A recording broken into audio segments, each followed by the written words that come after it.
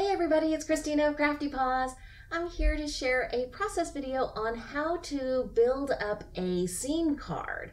And I'm using 3 stamp sets from Joy Crafts, which is a Dutch company. So I'm going to share with you guys how to layer different stamps to create a full scene like this. So first of all, I'm going to share with you guys the actual stamp sets that I'm using. Their first 2 are called Home Sweet Home, and like I said, they're by Joy Crafts. And the 3rd set is called Love Dogs. And I believe all of these stamp sets are acrylic, and some people have issues with acrylic stamp sets versus photopolymer ones because they don't take ink quite as well. But with a stamping tool, it's really no problem, and I actually love the fact that they're much easier to clean, especially when using a more permanent ink like VersaFine ink. So first I stamped out those 2 sweet pug dogs, and I've put a mask on the left side of the female pug dog that you can see there before I stamp out the sofa behind her.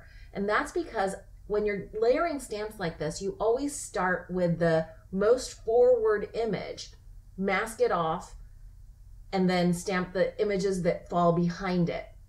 So next I'm sharing with you guys how to create a simple mask. And I'm just using Post-it note paper because it releases really well off of the card front that I'm stamping on.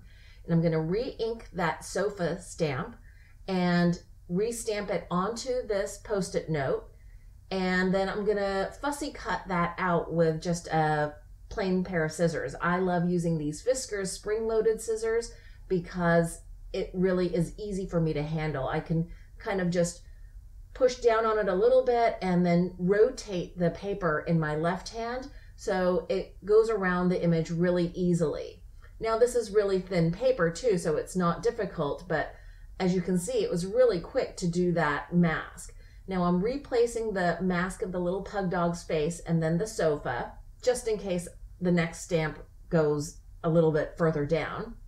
And now I'm gonna take the sofa chair, or this recliner chair on the right side, and I'm just trying to figure out the positioning of that, and I like it just overlapped a little bit in the front by the male pug dog. So I've created a little mask and I'm gonna put that on top of the male dog before I stamp out the single recliner chair, or the whatever kind of chair that is. It could be, it might not be a recliner, it might just be a single, like a club chair. Now I'm stamping that out again. And by the way, the paper that I'm stamping on is Bristol paper, which is really smooth, but great for watercoloring because I am coloring up these images with Zig Clean Color Real Brush markers, which takes a lot of water. And I actually don't go through the coloring process with you guys in this video because I wanted to focus really on the scene building aspect. And again, I'm creating a little mask for this single chair with just stamping on a Post-it note, placing that down, and now I can build the scene behind it. And this is a fireplace stamp, which takes up a lot of space here, and the front of the fireplace is going to be overlapped by the sofa on the left and the single chair on the right. I noticed that the pug dogs also have a little heart, so I'm not taking the time to fussy cut that around. I decide that I can position the stamp in an area where the heart is just by the checkerboard, like in front of the fireplace. So I'm stamping that out, and whatever is missing from the little tiny heart mask, I can just doodle that back in. It's relatively simple. It's not like an intricate part of that drawing. So that's all of the masks removed. And then I decide, oh, you know, I actually want to fill in the left side a little bit more. So I replace that sofa mask, and I decide I'm going to put that table behind it. And you can tell the stamp is actually more for like a bistro table. But I decide I'm just going to use the top of it so it becomes more like a sofa table. That's actually another thing to think about when you're creating scenes.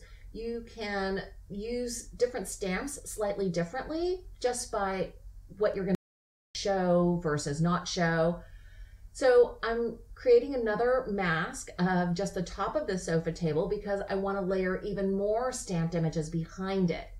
And that's basically what scene building is with stamps. You stamp the frontmost images first and then create masks and then stamp the next layer of stamps behind that, create masks, and then do the same thing again, and so on and so forth.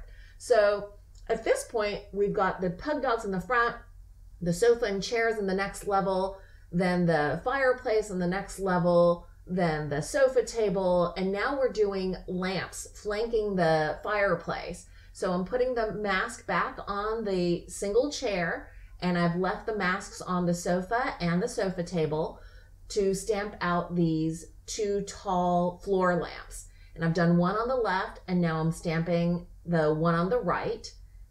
And I'm just making sure I've got enough ink on this lamp. And you release all of these, and voila, you've got pretty layered looking scene. Now I've decided I'm gonna have even built-in bookshelves behind that lamp on the left. And you can tell that the stamp only goes a certain distance, and I really need it to be a little bit wider. So I'm just taking a extra fine point Sharpie marker. And normally if I was doing Copic coloring, I would use a Copic multiliner pen. But with watercoloring, I know I need a waterproof pen. So the Sharpie works great for that. And it's just simple doodling. I've put a frame around the bookshelf, and now I'm just doodling in a little plant, and I'm gonna be doodling in some extra books on the left, just laying on their side. And then I realized actually that the stamp set, one of the Home Sweet Home stamp sets that has the bookshelf, also has a couple of plants. So rather than doodling up that top one, I could have just stamped out one of the plants from the stamp set. And I decided I'm gonna use the globe that's in that stamp set and put that on the shelf just to add a little bit of interest and a little bit of variation. And that's one of the great things about building with these kinds of scene builder stamps. Now I decide I'm gonna add one more dog because the person I'm making this card for actually has two pug dogs and a Chihuahua dog. So I have added an Art Impressions dog from the Doggy Kisses stamp set.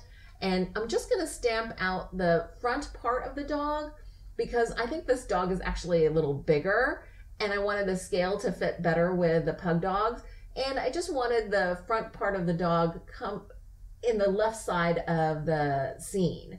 So I'm wiping away with my stamping chamois the pillow area of this puppy stamp with the teddy bear so that I can just get that dog looking like it's lying on the floor rather than with a pillow that would distract from the pug dog. And I wiped away a little bit too much, so I'm using that Sharpie marker again to doodle in the ears that were kind of wiped away before the actual stamping. And I'm also kind of finishing off a little bit of the teddy bear arm and the back of his neck. And this is the card fully colored up. I watercolored, and then I, over top of that, actually also used some Prismacolor color pencils. And in another video, I will share with you guys how I do that combination of watercoloring with Zig Clean Color Real Brush markers and color pencils. So I hope you've enjoyed this scene building video. If you did, please give it a thumbs up. Thanks so much for watching. I hope you guys are having a wonderful crafty day.